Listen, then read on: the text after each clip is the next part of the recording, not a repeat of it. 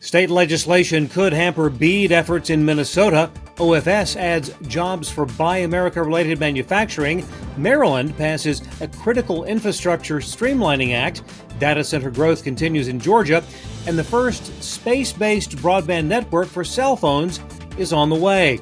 Those stories and more in This Week in the Broadband Universe. Hello, everyone, and welcome. I'm Craig Corbin. Internet service providers in Minnesota protesting State House Bill 5242 that contains labor provisions for prevailing wage requirements they say could well derail the state's broadband equity access and deployment plan. The Minnesota Cable Communications Association, Minnesota Telecom Alliance, and WISPA wrote to Minnesota Governor Walz stating that regulations in Article 10 of the bill would result in Minnesota not meeting the federal mandate by raising the cost of BEAD projects. If passed, the legislation would create a new broadband installer certification program based on a report by North Star Policy Action, an organization many have criticized for flawed findings and lack of expertise in broadband and underground construction. A similar bill has been introduced in the Colorado legislature. We'll follow these stories as they develop. OFS, a fiber optic manufacturer, has announced the addition of 100 new jobs at its Georgia facility for building products that meet Buy America requirements. OFS is also expanding its U.S. fiber production. In February, NTIA announced that a majority of BEAD program-related fiber broadband equipment will be made in the United States. This includes optical fiber, fiber optic cable, key electronics, and enclosures. Maryland Governor Wes Moore this week signed the Critical Infrastructure Streamlining Act of 2024, which defines and creates a legislative framework enabling automatic approvals of emergency backup power generation.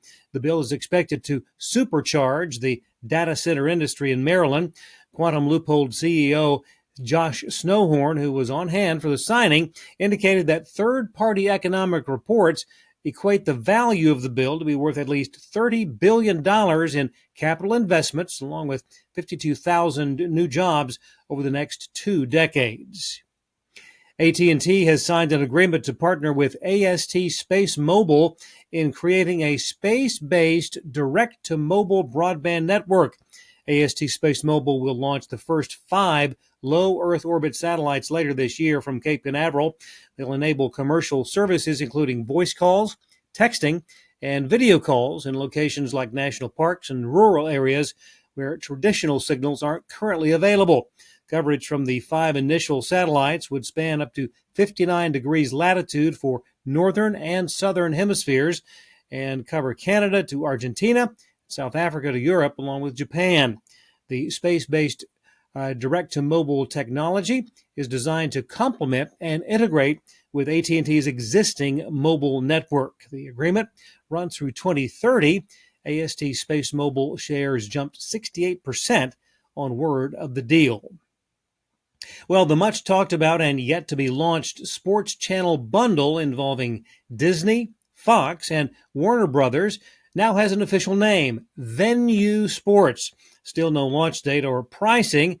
Guesses are that we'll see it by this fall. The venture will include ABC, ESPN, ESPN2, Fox, FS1, the Big Ten Network, TNT, TBS, and True TV. Microsoft's data center Palmetto campus in Metro Atlanta is getting bigger with the acquisition of another 136 acres. The $52.5 million deal adds to land already purchased for development of a 250,000 square foot data center. The company also developing Georgia sites in East Point and Douglasville. Last year, Microsoft acquired a 347-acre parcel in Rome, Georgia, for another new data center campus. A new study from the Pew Research Center reveals a drop in the preference of local TV news as the source for news for many viewers. Only 32% of those surveyed listed TV as the preferred choice. 26% named websites and apps as their top choice for news. 23% said social media was their preference. One silver lining for local TV, though, 85% still say it's extremely important. NFL on Christmas Day coming to Netflix. A 3-year deal between the streaming service and the National Football League will put live games on Netflix for the first time, with at least one Christmas Day game in 2025 and 2026. This year, we'll get to see both the Pittsburgh Steelers taking on the defending Super Bowl champion Kansas City Chiefs, along with the Baltimore Ravens versus the Houston Texans.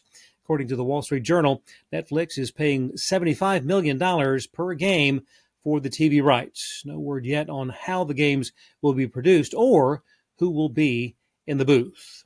For the first time ever, the Federal Communications Commission is designating an international robocalling ring as a threat to consumers. According to the FCC's Enforcement Bureau, a group known as Royal Tiger is, quote, a repeat robocall bad actor. They operate in India, the UK, the United Arab Emirates, and the United States. Fraud calls involve impersonation of banks, utility companies, and government agencies.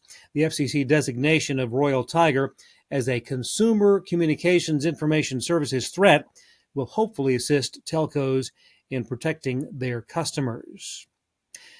Bluebird Network, a communications infrastructure provider and data center operator based in Missouri, celebrating 25 years in business. Bluebird has more than 11,000 fiber route miles and 2 data centers, one in Springfield, Missouri, the other in Quad Cities. Congratulations, Bluebird Network. And thanks for watching. We'll see you next time on This Week in the Broadband Universe.